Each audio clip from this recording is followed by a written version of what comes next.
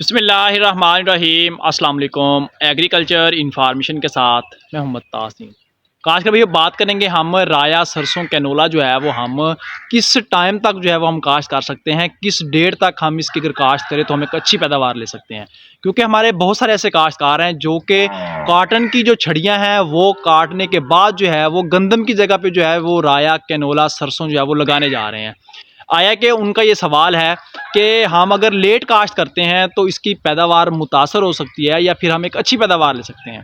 तो खासकर भैया इस वक्त इन्फॉर्मेशन फार्मर करूँगा। तो इन्फॉर्मेशन जानने से पहले मेरी गुजारिश है कि जिन्होंने चैनल को सब्सक्राइब नहीं किया, चैनल को फ़ौरन सब्सक्राइब करते हैं ताकि हर नई आने वाली इन्फॉर्मेशन आप तक बआसानी पहुँच सके। तो काश्तकार भाइयों इस वक्त हमारे बहुत सारे ऐसे काश्तकार हैं जो कि राया कैनोला सरसों येलो मस्टर्ड वगैरह जो है वो इस वक्त काश्त मुकम्मल कर चुके हैं। लेकिन हमारे बहुत सारे ऐसे काश्तकार हैं जिन्होंने कॉटन की फसल के बाद जो है उन्होंने राया कैनोला सरसों लगानी है। तो उनका ये सवाल था कि हम अगर लेट काश्त करते हैं तो आया कि हमारी पैदावार मुतासर होगी। जी बिल्कुल होगी अगर हम लेट काश्त करते हैं। देखें इसके अगर हम बेस्ट टाइम की बात करें, चाहे वो हाइब्रिड कैनोला है, सुपर राया है, सरसों है, या इसी तरह जो है वो टीएम कैनोला है, हमारी पाकिस्तानी जो वैरायटीज़ हैं, अगर ये हम काश्त करने जा रहे हैं तो इसके लिए जो आइडियल और बेहतरीन टाइम है वो 15 सितंबर से लेकर 15 अक्टूबर तक है। इस टाइम के अंदर एक महीने के अंदर जो है वो हम लगा सकते हैं। किसी भी मेथड के साथ जो है वो आप इसकी काश्त कर सकते हैं, चाहे खेलियों के ऊपर लगाएं, गप शट करें, या फिर आप बजरिया वत्तर काश्त करते हैं। इसके बाद अगर हम देखें कि 15 अक्टूबर के बाद जो है वो हमारी पैदावार क्यों मुतासर होगी।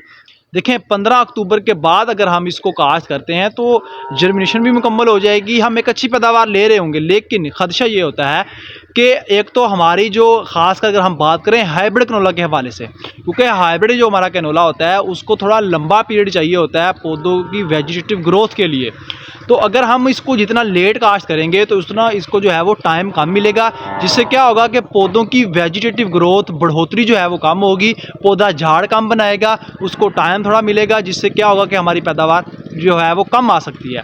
और इसी तरह हमारी जो दीगर तमाम तर वैराइटीज़ हैं जैसा कि सुपर राया है, येलो मस्टर्ड है, राया वगैरह है, अगर हम ये भी लगाते हैं तो उसमें भी यही होता है कि उसको वेजिटेटिव ग्रोथ के लिए जो है वो नवंबर के महीने में जो है वो, और इस तरह जो है वो दिसंबर के महीने में उसको वेजिटेटिव ग्रोथ यानी कि बढ़ोतरी करने के लिए जो है वो उसको टाइम कम मिलता है। और इसी तरह जो है वो जनवरी के आखिरी हफ्ते या फरवरी के पहले हफ्ते में जो है वो उसके ऊपर सुस्त तेले के हमले के चांसेस होते हैं, क्योंकि उस वक्त जो है वो उसके ऊपर भरपूर फ्लावरिंग होती है, फलियां बन रही होती हैं। तो थोड़ा सा टेम्परेचर जैसे ही अप होता है तो जो है वो राया सरसों कैनोला के ऊपर जो है वो सुस्त तेले का हमला हो जाता है, जिससे हमारी पैदावार मुतासर होती है। इसलिए हमारी काश्तकार भाइयों से गुजारिश है कि वो 15 सितंबर से 15 अक्टूबर तक अपनी जो राया सरसों कैनोला की जो काश्त है उसको यकीनी बनाएं। अगर हमारे काश्तकार जो कॉटन वाले काश्तकार हैं अगर वो राया सरसों कैनोला लगाना चाहते हैं तो वो भी जो है वो अक्टूबर के महीने के अंदर यानी कि 30 अक्टूबर से पहले पहले जो है वो अपनी काश्त को जो है वो यकीनी बनाएं। नवंबर में तो बिल्कुल ना जाएं। अगर आप नवंबर के महीने में जाके काश्त करते हैं तो वो सारे का सारा लॉस ही हम उसे कह सकते हैं,